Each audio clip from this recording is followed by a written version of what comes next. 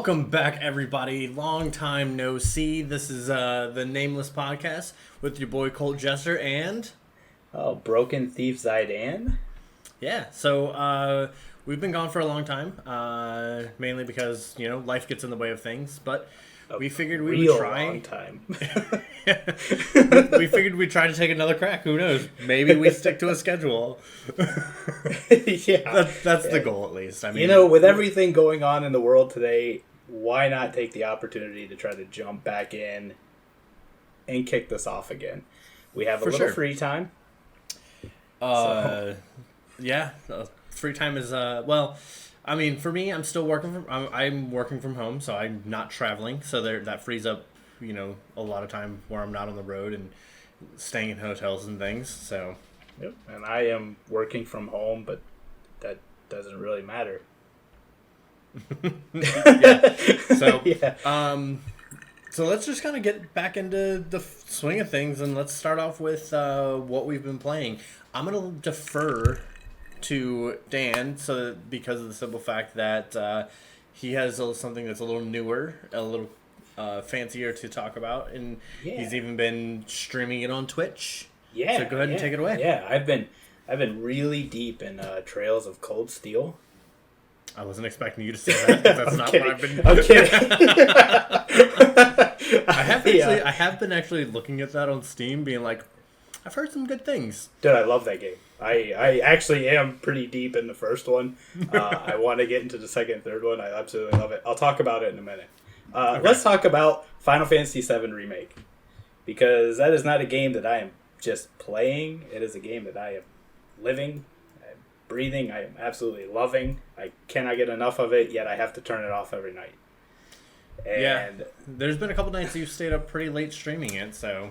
I mean, I know there's countless people out there that are they've beaten the game, they've already done hard playthroughs, but I'm like, man, I'm 15 hours in and I am just loving every second of it. I can't do a 10-hour stretch at a time, but I will happily play a 3 to 4, sometimes 5 and 6 hour stretch and just put everything I can into my the bestest girl, Tifa.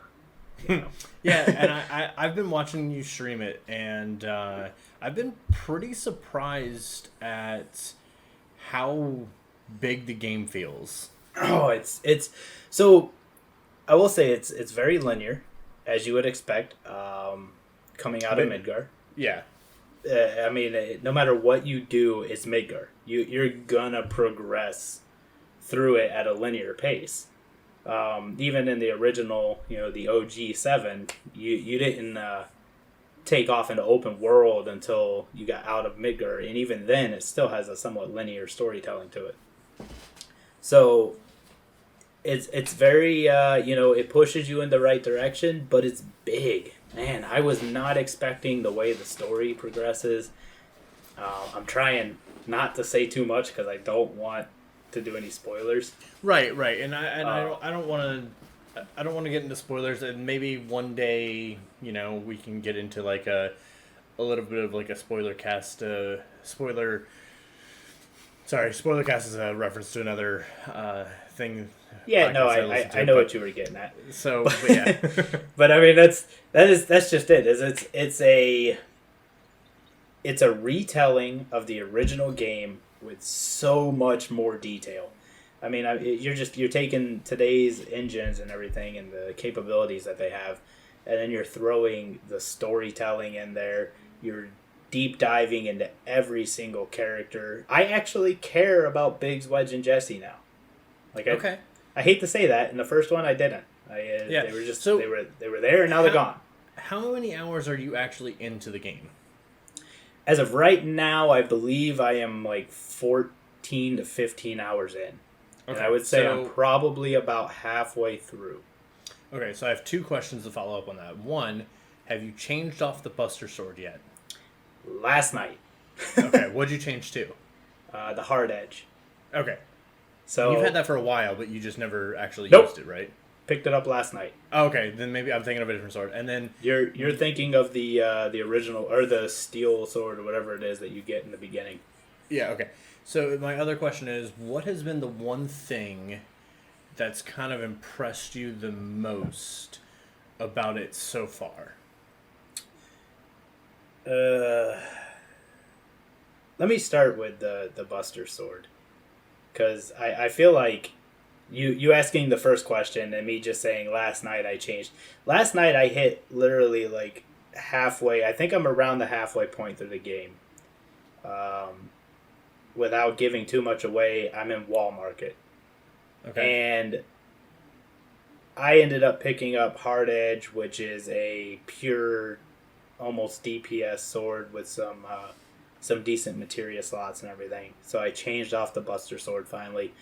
But honestly, I could have kept using the Buster Sword until the very end, because the way this game handles its weapons and the ability to increase their attributes, add materia slots, add HP gains from them and everything, because you essentially level up the weapon. I could have probably kept the Buster Sword equipped until the end of the game and not even thought about it. But seeing the Hard Edge, knowing it's stronger, and then equipping it and going, holy shit, I love this sword already. Like, I jumped all over it. Now, what's impressed me the most as far as this game goes? I would have to say the character depth and detail. Now, you could say that about most games. I could sit here and tell you about any game out there that goes into character depth and, explains a character well. But this game actually, so far, has made me care about more characters than I ever did in the original, which, how many times have I played the original? I don't even know. So it's made me care about these characters in a way that I never have, and I don't want anything to happen to any of them. Even Aerith. Like, I am, Aerith, Jesse, Biggs, Wedge. I'm all about, like, I don't know. It's weird. I've always been like, oh, Tifa's my main girl. Yeah, and that's just, I'm like, oh, Tifa's the best girl. That's right. Just the way it is. Right.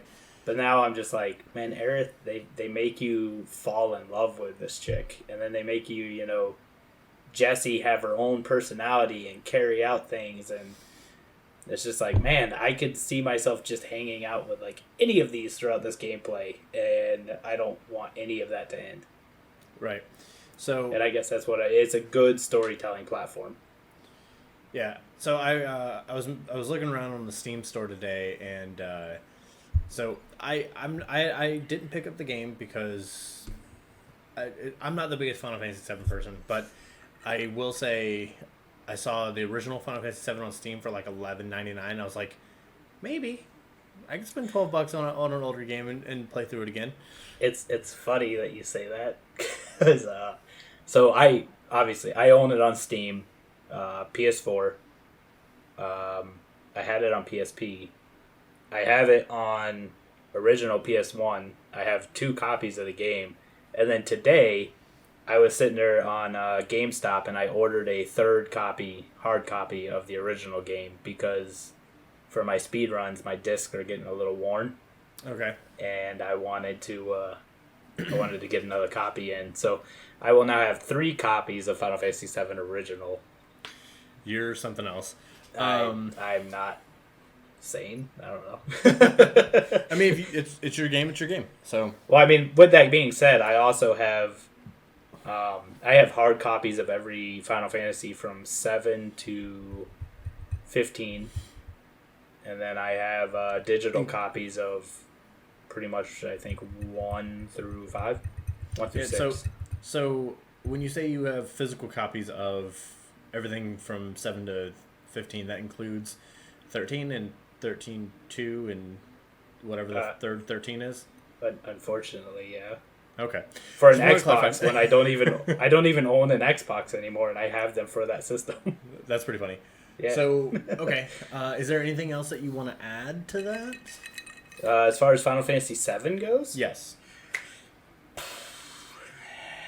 Mainly just if you're watching this and you want to see anything on the game, You want to see how it plays, how everything is transpired, what the graphics look like nowadays, the changes they've made, because they've made a lot of changes to the battle, the materia, the weapon system. Then stop in, come check out BT ZiDan on YouTube or Twitch. And yeah, that's right. You have been streaming actually on both. So I have. That was my misinformation.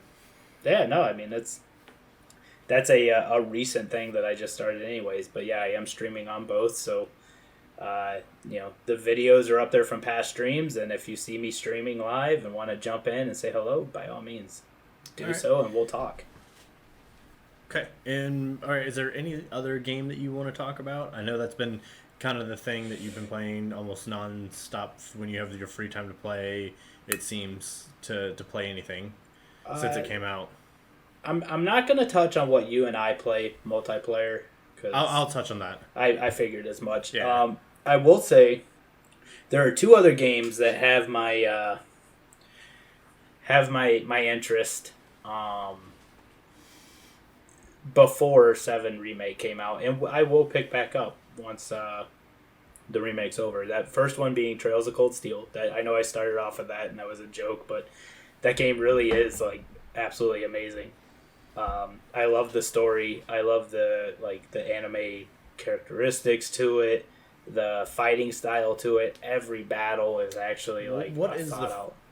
What is the fighting style in that game? Is it turn-based, or is it like an open kind of It's turn-based. You enter into a fight screen, but you can move, you can spend a turn and move your characters if you need to.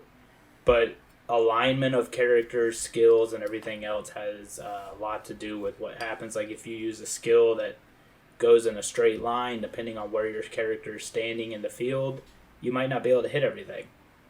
So if you take a turn to move yourself, then you might be able to actually grab 5 enemies instead of 3.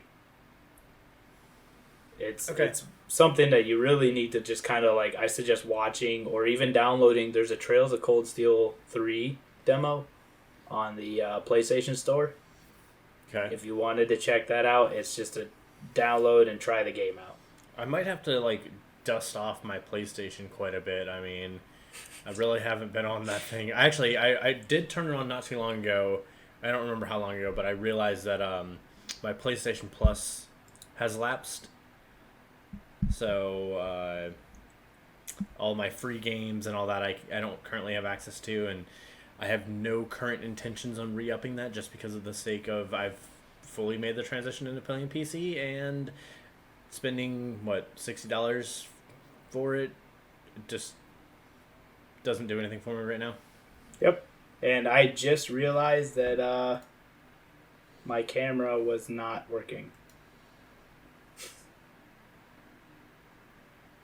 And I'm not stopping. Okay. All right. I was going to ask you how you wanted to handle that. Nope. It's fine. So I'm randomly throughout. We're just going to have you pop up. Yep.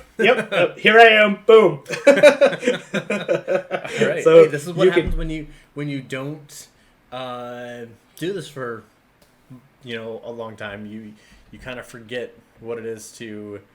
Yeah. Exactly. To set up correctly. Exactly. I mean, I honestly forgot that I needed to actually engage my camera, and oops.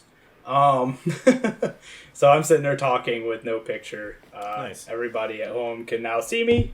So all right. So what's the other game?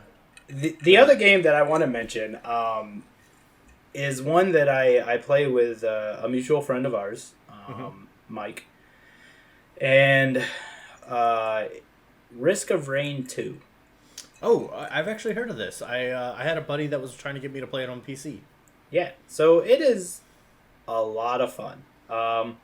It's one of those games where every time you play, you start off at level 1, and the difficulty starts at whatever you set it at. You can start it at easy, medium, or hard. You run around, you kill things to collect money, you collect buffs to your character, you get different buff ups and stuff like that for skills and so on. You can get drones that help you fight or heal you, and then you open up a portal, you have to fight a boss, and it takes you to a next world. Okay. And here you still have all your buffs and everything, but you start back over at $0. So you have to kill things, earn money, buff yourself up again. It seems a little roguelike in that way. A little bit. I mean, but the play style of it is just something about it. I don't know what it is, man. It really hooks you in, like, and the fact that if you can go three warps, like to 3 different worlds without dying, you unlock the character. Or if you can do like X amount of damage or something, you might unlock another character. Interesting. See, so like this is the reason why I wish more games had cross-platform play, because that would be something that I would be really interested in getting on and playing alongside you guys. It might. I'm not gonna say it is. It might be. I don't know 100%. I would most likely doubt it, to be honest. So yeah, but it is a ton of fun. I have had a blast playing with him. We've been up for hours, just like just screaming when things are going wrong or we're being overrun by enemies and we don't know what's going on. There was one point where we're in the middle of a match. He died, and if you die, you're dead. Like, you come back if your partner can complete the portal warp. Otherwise, you're done. Okay. So he died. I'm running. I got hit by some shit, dropped to 1 HP, and ran around the entire map just like, don't shoot me, screaming, like freaking out, and managed to come back to the portal as it completed because I managed to kill the boss before that happened. Oh, wow. And was able to warp out before I died. Wow. Okay. And I'm just like, holy shit, like, what just happened? Like, yeah, it gets intense. It's amazing. It really is. It's a lot of fun. And honestly, it's a game I never would have, I would have slept on. I never would have even thought about it until he's like, hey, have you tried this at all? And I looked at it and I'm like, this sounds cool. And I downloaded it. Nice. So I'm thoroughly happy with it, and I thought it deserved a mention. Hey, fair enough. I mean, that, like I said, I've heard of the game. I had another buddy that was telling me about it, and I thought about playing it, and I just never got a chance to. I'm kind of glad for the most part that I didn't, because I haven't talked to that person in a while. So like, I hate getting a game sometimes when you're like, somebody's like, oh, get this game, and then like, you get it and like you're getting really really into it, but they've been playing it for a while, and then they're just like, all right, I'm done. Yep. Yeah, that happens. Especially when people get games, several months after other people have been playing them and telling them they should buy them. Yeah. I don't know anybody that does that. I know a person. Do you? Yeah. Pretty well? Yeah, he at one point in time didn't have his camera turned on. Yeah. Oh. Interesting. It's funny, because I was talking about the guy that did. I've had it both ways. So, what have you been playing? I've got a little bit of a list, and I'm going to run through a couple of them pretty quickly. Because one of them I haven't played in a while, but I feel like I should just mention it. Is Dragon Ball Z Kakarot. Okay. Yeah. I got to the beginning of the Boo saga. I got my ass kicked, and I was like, I'll come back to this, and I haven't yet. Okay. I plan on it, but I just haven't. I feel you on that. It wasn't the same dropout, but I literally had to set it down for a minute due to other circumstances and said I would come back, and I just haven't made it back yet. But it's a very well laid out game. So, yeah, I really enjoy it. It's a really good retelling of the same old Dragon Ball Z story. It's got some challenging aspects to it, but overall enjoyable. The next game I wanted to mention, you played a little bit of this as well. There's not an easy way to describe this game, but it's Hellblade: Senua's Sacrifice. It's a weird category to try and throw this game into, because when you do fight, you're kind of hacking and slashing. It's kind of like an action game, but there's not much combat. Like, the combat is very few and far in between. You're Yeah, kind of puzzling through things, and it's really trippy because it's definitely recommended to play the game with headphones on because of you have voices in your head and they're kind of talking to you and saying different things, and it's a little weird, some of the things that they say. But the other thing that's really weird about it is multiple times, because I was streaming this game, multiple times I would look at a spot, I would turn, and then I'd look back and the area had changed. Yeah. And it made me feel like I was losing my mind. Yep. Which I think is kind of the intention of the game. It's very good at that. And I've only played a little bit of it. Yeah, I'm pretty close to beating it. I need to just go back and finish it. I was streaming it on YouTube. YouTube has recently kind of made me mad again, even though we're going to be uploading this to YouTube. I don't know if I'm going to continue to stream on YouTube. That might be changing, so I will update as I make that change. Come to the Twitch world. I was thinking either going to Twitch or even Mixer. So if you, not to get too off subject here, but if you actually look into that Restream that I use, you can do Twitch, Mixer, YouTube, and any of them all at once. Yeah, I know. I don't know yet. I haven't made a decision. I haven't really looked into the idea of where I wanted to change things to. Right. So the next game I want to talk about is Dynasty Warriors 9. This is a fan favorite game for both of us. We grew up playing these games. This game came out 2 years ago, roughly, and when I first saw it, I was like, oh man, Dynasty Warriors in an open world, that looks really awesome. And then when it released, they're like, hey, just so you guys know, there's no multiplayer. And correct. We were taken back by that concept, and we decided not to play it. They've updated the game quite a bit, and even with all the negative reviews, which have kind of pulled me away from even getting it even more recent than I have, I finally pulled the trigger. I started playing it, and I'm like, this is Dynasty Warriors. And some of the complaints, they're valid. It's a little bit of a glitchy game. There's some times where the collision factor of things is a little weird. But a little.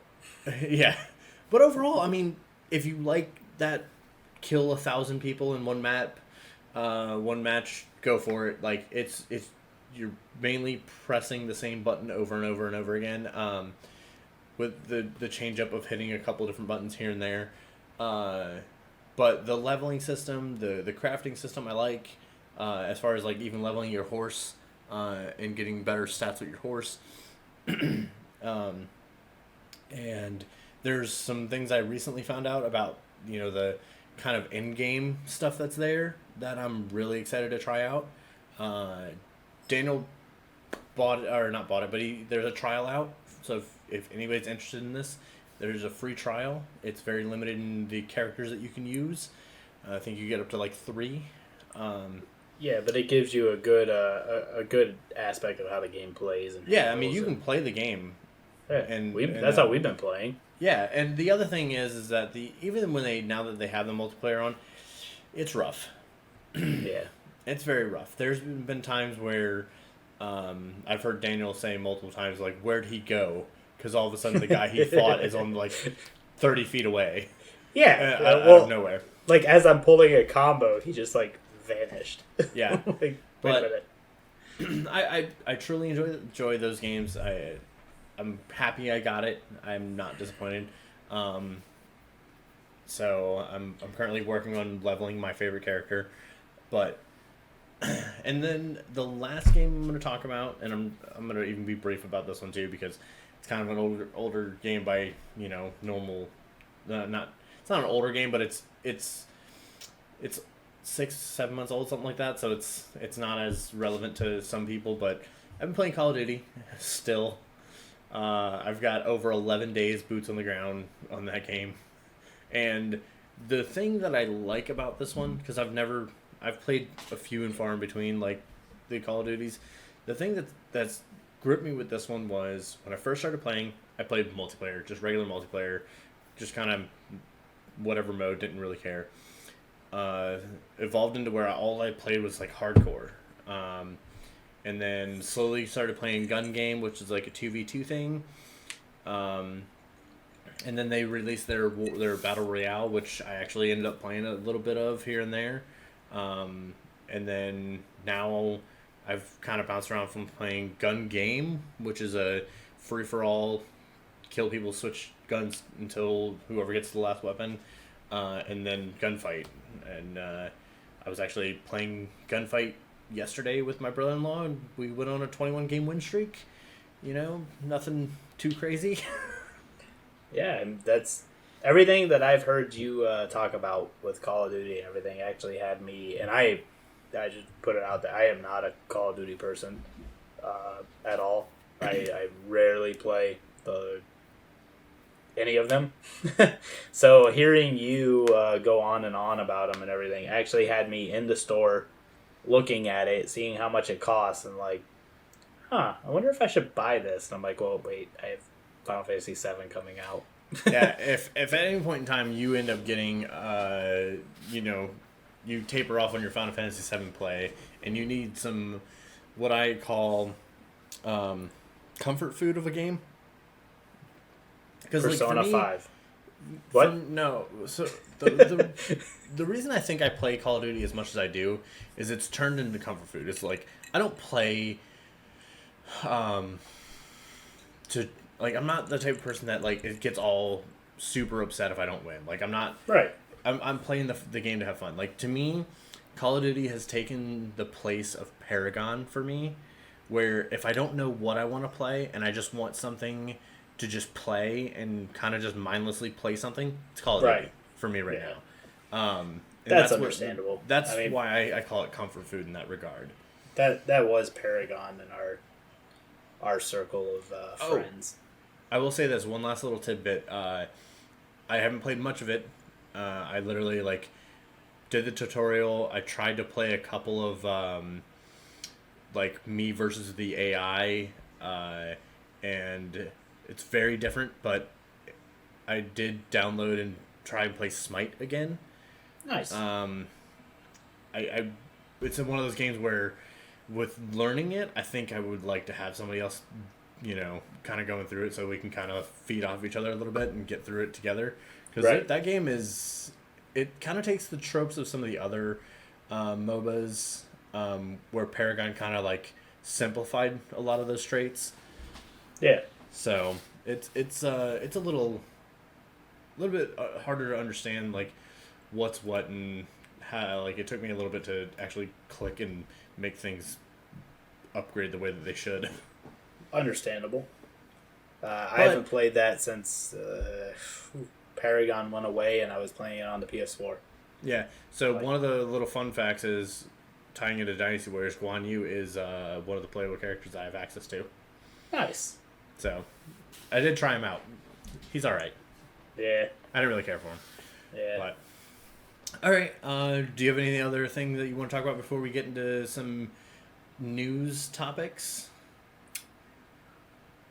I mean, there is this game I've been playing called Final Fantasy VII Remake. No, I'm kidding. We're not going back into that. We can talk about that all night.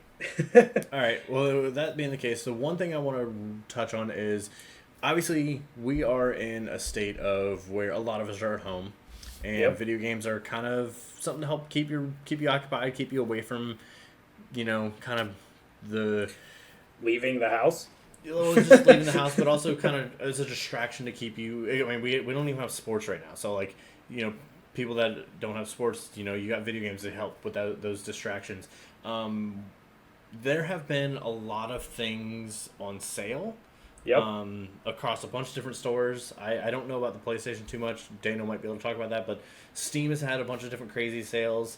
And don't look at the new games. There are some really good stuff that maybe you missed out on that has been on sale, and that's one of the reasons why I picked up Dynasty Warriors 9 because it was on sale. I spent $45 when that game was $60 normally. And Hellblade: Senua's Sacrifice, that's a little bit of an older game. I got that for $10. Yep. So pay attention to those things. One of the things I do want to note, I booted up my Switch earlier, some of the games that I wanted to kind of take a quick little note of. I'll mainly talk about either the ones I've either played or the ones that I've wanted to play and I'm actually thinking about getting. So, Wonder Boy is currently on sale for $7.99. Okay. Dragon Ball Z Xenoverse 2 is on sale for $12.50. All right. I did play that one. I love that game. I wouldn't mind having it digitally on my Switch. A game I've really, really wanted to play, but it's been $40 and I just didn't want to spend $40 on. It's currently $11.99. It's called Battle Crashers. Okay. It's an RPG kind of game. You might be interested in it too, Daniel. All right. Tales of Vesperia Great on game. the Switch is $19.99. Very good game. The Messenger is on sale for 50% off at $9.99 as well. It's kind of gives me Ninja, like old school Ninja Gaiden vibes in a way. I've heard nothing but really good things. I've always wanted to play that. That's one that I'm really kind of teetering on wanting. And then the one game that is a Nintendo first party that, well, it's second party, I guess you would say, because it's made by Ubisoft, but that I think a lot of people might have overlooked, but I've played, love this game. Mario Rabbids is currently $14.99. I have played it, but I don't own it, and Yeah. it is an awesome game. Yeah. Very well done for a tactical RPG set in Yeah, Mario and for World. $14.99, it's like 75% off right now. You can Yeah. get the deluxe edition for, I think it's $17.99, which I think is kind of a crazy steal. Yeah, no shit. So, I know PlayStation has quite a few sales going on. They have at least one that they've extended, and I think added more to. They're doing some big stuff with trying to keep people indoors. Sure. Including giving away the entire, I think, Nathan Drake collection as a free Right. game. I did see that. Yeah, and Journey is another free game. It's one game that I've always heard really good things about, and every time I look at it, I'm like, man, that seems like that's not my type of game. Well, and that's the thing. It's like there are several games like that where I hear all these amazing things about, and I'm like, it's just not my style. Like what do I call it? Concrete Genie. Okay. I heard countless great things about that game, and I'm like, The game that I wouldn't mind trying that's on the PlayStation, just for the sake of like the people that I have heard talk about it have said really good things is Dreams, but I don't know if I would get into any of the creator stuff. That doesn't seem like, but like from what I hear, there's tons and tons of things that you can play that people have created. So right. I don't know. And as a heads up, I know we talked about it earlier. Trails of Cold Steel 3 is coming to the Switch, and there is a demo for it. Oh, nice. I might have saw that earlier when I was looking. Yep. So that's a decent way to try it out. So I have a couple of short topic things, and then the last two are both tied to one topic. So I'm going to save that for last, and I think that'll be our big news / convo talk. But I don't know if I texted this to you earlier, but Cyberpunk 2077 got delayed. It was supposed to come out. Most games. Yeah. Yes. Last of Us 2 got delayed, but that got delayed like a week or two ago. Cyberpunk just got announced today that it was being delayed into September. Yep. So anybody who was looking forward to playing that, I think it was coming out this week. Cyberpunk? Or was it May? No, I think it may have been the May time. I thought it might have even been the September time frame. No, originally, I'm gonna look it up. I have it pulled up. One of them, either Last of Us or Cyberpunk, was coming out, I believe, in the fall time frame. Not originally, because like I said, Cyberpunk just got delayed today. Where'd it go? Oh, here it is. So Cyberpunk, previously set to be released on April 26th, which was today, is now scheduled to come out September 17th, 2020. Today's the 16th, Bob. Yes. So it was supposed to come out today originally. You said 26th. Sorry, 16th. Okay. Okay. So it was originally scheduled to come wait out a minute. and it's been delayed to September. Okay. Then which one was coming out in September? Because now I'm confused. I don't know. But I'm not surprised. That game's really huge. I don't know if I have the biggest interest in that. I do. I know you do. So. Especially coming out and saying that the DLC for it is going to be as big as the DLC was for The Witcher 3. Right, which is a game that I've played like a couple hours of. Yeah, I am looking forward to. So the other small topic small one was, I don't know if you heard about this, but do you remember the game Crysis? Crysis. It's like a first-person shooter. Yeah, it's getting a remaster. Is it? Yes, it is. Why that? Why not that? Have you ever played those games? Yes. I remember them. They're fun. Yeah, but I'm just wondering. I'm excited about it. I didn't play a lot of them, but like of what I've played, I was like, man, this is a good game. Like, so to have that, I want to say it was 2 that I played. So I never got a chance to play the first one. So this would give me an opportunity to go back and play it. I'm okay with that. I mean, I'll check it out. I have played them. I don't remember which one I played, but I remember not playing a ton of it. But I mean, that's I don't know. Interesting. I'm gonna have to check it out. Look it up. So the last topic. I'm going to start off with the news that I found out today, which is Sony announced that to IGN that they are going to have a limited stock of PS5s due to everything that's going on. It will be less than... I want to say that they said it was less than the PS3, but it might have been the PS4. Okay. Nope, PS4's launch. So yeah, it'll be fewer units than the PS4 launch. So this is interesting because, new consoles, there's always the rush of people that are trying to get those new consoles. And for this to have a limited stock, it's going to be very interesting to see if we see that day and age of, how some people used to buy multiples and turn around and sell the second one on eBay or something like that on the flip for a profit. And, right.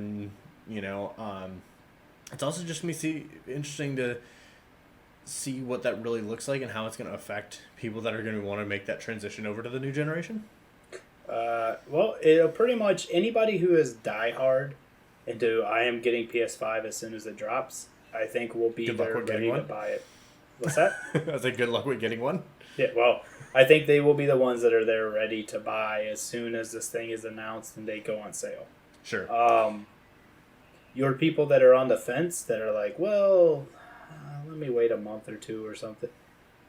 Yeah, I think you're going to be kind of out of luck. And as far as the people buying multiple copies and shit, I think that's where Sony needs to come out and just say, okay, you're limited to like 1 per person or some shit. Yeah, I don't know if that's gonna be something that they'll really be able to police.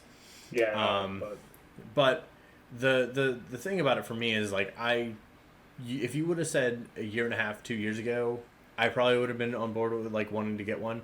And this is one of the reasons why I'm kind of happy with the fact that I've made my transition over to playing PC gaming. And even my brother-in-law is putting together an order list of building himself a PC and making the transition himself because he doesn't really want to go through the transition of the next generation of consoles. Okay. So I am. Right, yeah, and that's fine. I mean, that's why one of the reasons why I wanted to talk about it, and not to mention, I know a lot of people are going to be interested to hear that because I think there's a lot of people out there that are that type of people that want these things day and date. They want to be the first adopters. Will I get it as soon as it drops? Probably not. Yeah. I'll most likely wait until a good few months afterwards. Let them get the first few set of bugs and everything out of the system. that usually comes with a new system dropping. Yeah, I remember I got my PS4. I want to say it was, if not the day it came out, it was within a week of it coming out. I had a PlayStation 4. Yeah. See, and I would be all over it, but I'm just like, the PS5, unless there's a game that's going to be exclusively PS5 that I want, I don't see a need to rush for it. Well, that's going to be, I think, one of the biggest factors of the next generation console launch anyway, is it's always about, yes, it's about the hardware, but it's mainly going to be about what's that title, what's that software that is going to be the must-have, the system seller. And look, I have my my PC. I'm very happy with my PC and my builds. There's obviously things that I want to improve on it, like any PC owner. Right. There are things you want to upgrade. But the reason, I can say honestly, probably one of the main reasons I will be getting a PS5 is the fact that Final Fantasy VII is a PlayStation exclusive. Yeah. It's not coming to PC for a year. If you told me when Final Fantasy VII Remake dropped on April 10th that I had to wait a year from then to play it because I only play on PC, I would have shot you. I don't doubt that, and that's the thing. It's like, see, that's where, for the example of Final Fantasy VII, I might get Final Fantasy VII Remake when it comes out on PC next year. Right. There's a possibility that I might.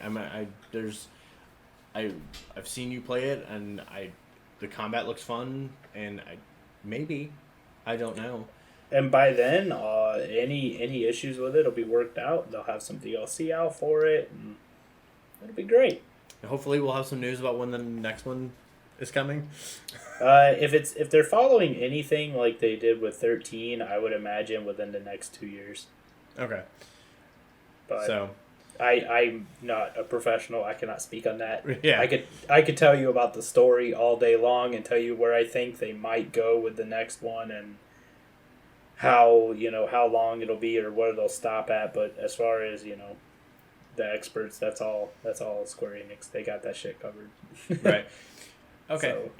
So last topic is, I think we've texted about this a little bit, but I feel like having this conversation in this format for the sake of just having a conversation. Else. Yeah. But I want to talk about your opinion on what we've seen, mainly talking about the controller for the PS5 and what you think of the controller. Because I have my opinions. I don't know how much they vary from yours, but there are a lot of people who like it, and there are a lot of people who dislike it. All right, which camp are you in? I like it. Okay. Personally, so don't get me wrong. I'm a PlayStation person through and through. I've always done PlayStations minus the little stint where I had an Xbox. But more or less, I've always come back to PlayStation, and during that stint was the PS3 age, which we can all agree PS3 was not the best PlayStation format. It had some good games, but yeah, no, it had a lot of issues.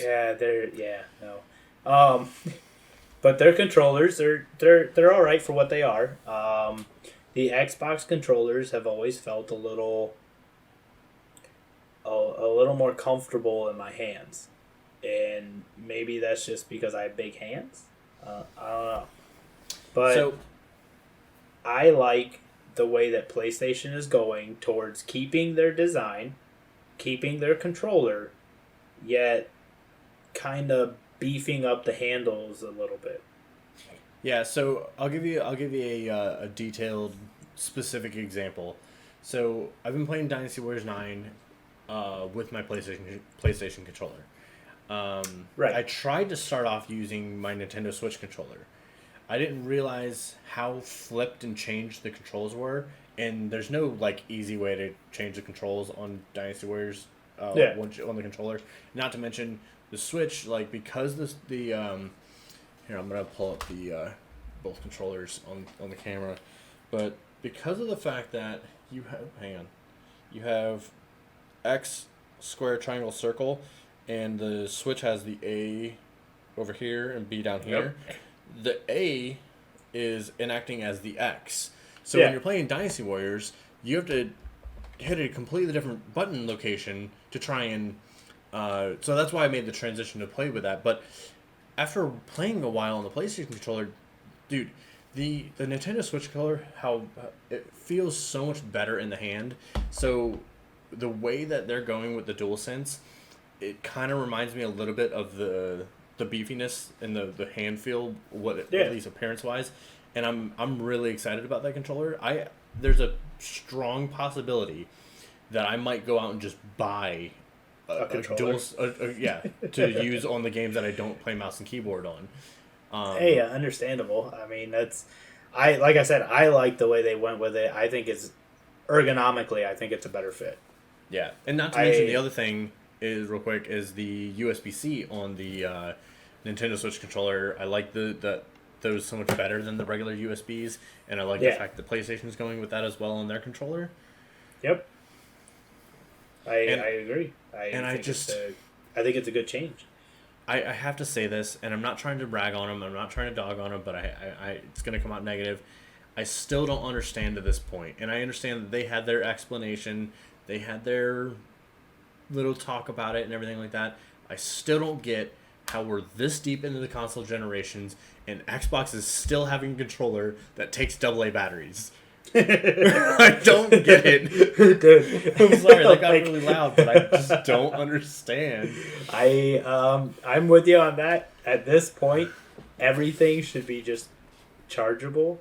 Yeah, and I get that you want to give your fans the option, but it's just, I don't know, because when I had an Xbox 360 and I transitioned over to the PS3, I was so happy that I didn't have to worry about going out and buying a separate charging pack. I didn't have to worry about buying and keeping batteries stocked in my house. Yeah. If Dude, I didn't used need to, like, back when I had the 360, I think that's what I had.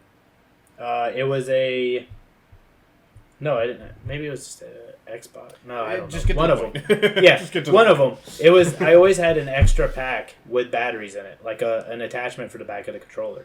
Yeah. In case my controller died, so I could just swap it out real quick and slap the batteries in. Which is cool. Which is a really cool feature to have. I don't know. Yeah, but why do you need that when I could just plug my controller in? Yeah. Well, the thing is that, like, the other idea of having to buy batteries, I mean, come on.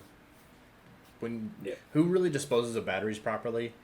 And now you're forcing more people to buy batteries for, like, when I could just have a controller that I recharge. And yeah, granted, whenever that controller inevitably dies and I can't recharge it again, I can, figure it out from there. But that's a later problem. That's not like a everyday worrying about, about it. Yeah. I hear you. No, I like the new design though. I am in the camp of I actually enjoy it. What about the color? So, I don't hate. Don't get me wrong. I don't hate the like white and what was it? White and black, white and gray. Yeah, I'm gonna pull up a picture of it for those of who haven't seen it yet. We could probably slap a picture on the video, but we could. I don't hate that color scheme, but I love the designs that people are like coming out with. Oh yeah, all of the fan made designs, like the God of War one that has the symbols and the colors, the like traditional like black and blue or the black and red even combinations. I think they look so much nicer, and that would be my style. I would gravitate towards. So here is that's not gonna show very well. Yeah, that's not gonna show very well. We'll slap a picture on the edit. Yeah, I can cover up like my face or something on the video stream with a picture of it even. So, and then the other thing that I think is really cool about the controller is. So, obviously, they said this is for, like, a short-term thing, but, like, if there's a built-in microphone into the controller, so you don't, out the gate, need to try and worry about finding a compatible headset or a compatible, whatever. I mean, granted, it does have a headphone jack on it, so you can use regular headphones, but like you don't have to worry about that compatibility thing on a short term basis of being able to talk to your friends. You can get into a party, talk into the controller. You can hear them through your TV, and I think that's a cool little nifty thing. PlayStation has been notorious for putting in little features on their controllers that sometimes when they initially do it, like the speaker in the controller, people look at it sideways. But like I think having the microphone is a really good additive to the controller. Oh, without a doubt. And that's what everybody's saying with PlayStation, with just this generation. They're like, well, Xbox is coming out with some stronger performance parts. And it's like, well, PlayStation is taking the step towards immersing the gamer. Yeah, and honestly, there's... Go ahead, I'll let you...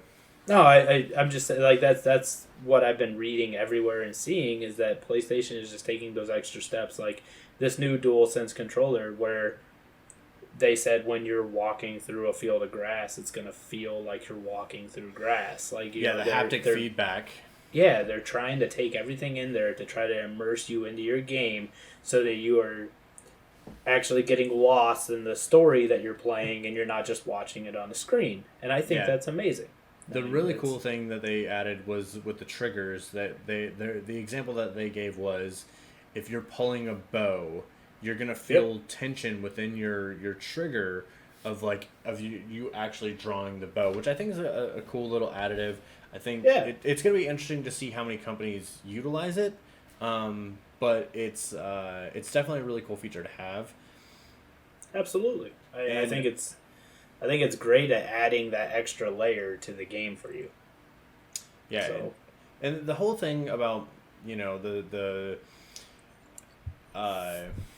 specs of the consoles. There's yes, Xbox is going to have a pure, more powerful console, but there's things that PlayStation's doing, and if you watched the Mark Cerny talk, we're not going to break that down. That was its own thing, but there was a lot of things that PlayStation is doing that is going to make their console unique in that sense, that they're going to have features and certain things that it can do that I don't think the Xbox is going to be able to do. Right. I think that's where they're looking. They might not match the exact number output that Xbox is going to put out, but I think they're thinking they're going to take the game with their features and additional effects, like having that the M2 or whatever update or upgradable expansion slot. Yeah, for the hard drive. Yeah, I mean that's big. Like the one thing that PlayStation has been known for, at least from my perspective, is that the Xbox One or the One X and everything like that.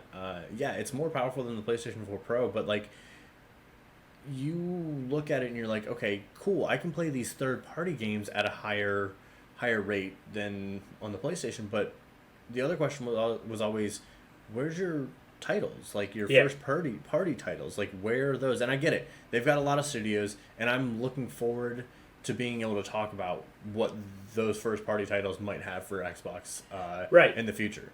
But for this generation, it was never that way. Even with the upcoming release of the next generation, of like you're not coming out with your big baller just acquired first party titles. Like you're not dropping those on day one of your release of your system. Yeah. So it's going to be the long game for Xbox. And I will say the one thing, like, I think Xbox did a phenomenal job with their Game Pass. Like the whole subscription system. Oh yeah, that is something that they beat PlayStation out of the water on is their subscription service. Yeah, the PlayStation Now. Until recently, when PlayStation actually got their shit together and started upgrading their PlayStation Now. Yeah, I don't. and well, they lowered the price finally on it, but the other thing. Well, I that's don't really know if you've seen. They also have a shit ton of oh yeah, titles on there now. I've been paying attention. The thing that I like also about what Xbox is doing, and this is where I kind of benefit from this regard, and obviously Daniel, you'll get some benefit out of it because you do have a PC that can run it. But like a lot of they're not going to be Xbox titles they're talking about. They don't want them to be exclusively to the Xbox. Like you're going to be able to get them on PC as well. And they've even started working on releasing some of those titles over already. But yeah, I'm already a member of the PC version of the Game Pass, and I can play the majority of Xbox titles on my computer. Yeah, so I mean, that's one of the benefits that they have going for them. It's going to be very interesting, and it's a little upsetting that E3's canceled. So we're not going to get that blowout event, and I'm interested to see. We're still going to get news. We're still going to get news, but we're not going to get it in the same way. So I'm very interested to see how that's going to go. And honestly, the thing that I'm most interested for right now, and I think you might be able to agree, even though I've already said I'm not getting it, I want to see what the console for the PS5 is going to look like. Because that Xbox, I'm sorry guys, it's not pretty. It's not. I think my favorite comparison is Final Fantasy VIII's Pandora. Okay. Like the just massive rectangle that floats over the city. So the I heard somebody on a podcast today, and they said, one of the complaints has always been, if you have an entertainment center, you put it vertically, it doesn't fit, and then if you lay it horizontally, it just looks like a square log. Right. You got a log in your entertainment center. Yeah, and don't get me wrong. Like people are worried that because of the controller for the DualSense is white, that they're worried about this if PlayStation is going to release a white console because, entertainment center you have this white box kind of sticking out, and most people have a bunch of black appliances and things like that. They're just feel like PlayStation is smart enough to release multiple flavors. I hope so. It's going to be very interesting to see. I would think you'll release a white, a black, and maybe even something else. Yeah. But, I don't know. Who the hell knows? Well, we don't know yet. We hope to find out sooner than later. But with that, do you have anything to add?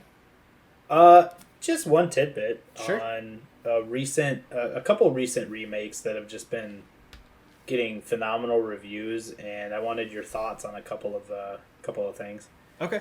So, RE2, Resident Evil 2 remake came out. Right, last year. Absolutely amazing. See, I played like the original Resident Evils, like 1 and 2 and maybe 3, and then I didn't play 4, 5, 6, 7. I didn't play Code Veronica, 0, none of those. See, I played 3 and then I played 5 and 6. And you skipped over from what everybody says is the best one. Really? Yeah, there's a lot of people out there that say they like 4 4 is the best. Yeah. Yeah. So my thing that I'm talking about is I've heard a lot of no confirmation, but I guess a lot of whispers. Maybe there's confirmation on the RE4 remake. Yeah, I am kind of interested in that because of the simple fact that it was the one that I first fell off and I didn't get a chance. I never got a chance to play it, and I have watched a little bit on it, and I just don't know if that's really my style of game anymore. Just there's rumors of RE8 being a first-person shooter or a first-person one as well, which piques my interest because I think 7 was as well, if I'm not mistaken. 7, I believe, was first-person. Yeah. Yeah, so I kind of have thought about going back and trying to go get Resident Evil 7. Close enough. But I don't know. I haven't played those games in so long. I don't know. Well, so the RE3, the main complaint I've heard on RE3 remake has been the fact that they cut it short. Yeah, I've heard that too.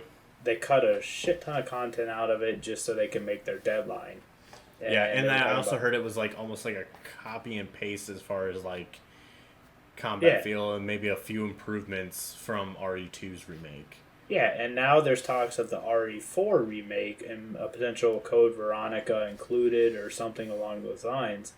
So it's a, and I mean, people are speculating that maybe as soon as like next year, considering it's been like a year between RE2, RE3, going into RE4. All right, I got one thing to say about that, and I'm glad I'm wearing the shirt that references it, but don't make the Assassin's Creed mistake. Yeah, exactly. One of the reasons why this Assassin's Creed especially we got a chance to be so good was because they took their time. They took that extra time. Off. Yes, they took the extra year off, and they came out with a game that exceeded people's expectations and actually finally, fixed a lot of the things that people were complaining about and everything like that. So exactly. That was kind of the point I was getting to, was that if you're gonna do a year release, you're gonna keep getting this criticism that you're cutting shit out, you're skipping corners, you're doing and if they mess up RE4, exactly, you're gonna have fan revolt. So yeah, it's one of those things where I'm like, if they're gonna go through with this RE4 remake and everything, I hope to God they take an extra like year or so to work on everything. And do it like they did RE2, because RE2 got nothing but amazing praises for everything they did and fixed and changed, and so. But that's all I really wanted to bring up. Yeah, just and I've been seeing a lot of talk on it. Right, I've seen the same talk. If depending on how far along they are in 8, it wouldn't be, if they're far enough along, it wouldn't be a bad idea to release 8 and let that kind of hit the market while they're working on 4, but I'm not a developer. I don't have those answers, so. Correct. Me either. Well, I think that's all we got for you guys. We're hoping to be back again soon, and thanks for hanging out with us. Yeah, I think I'm gonna go try on a couple dresses. All right, guys. Peace. Later.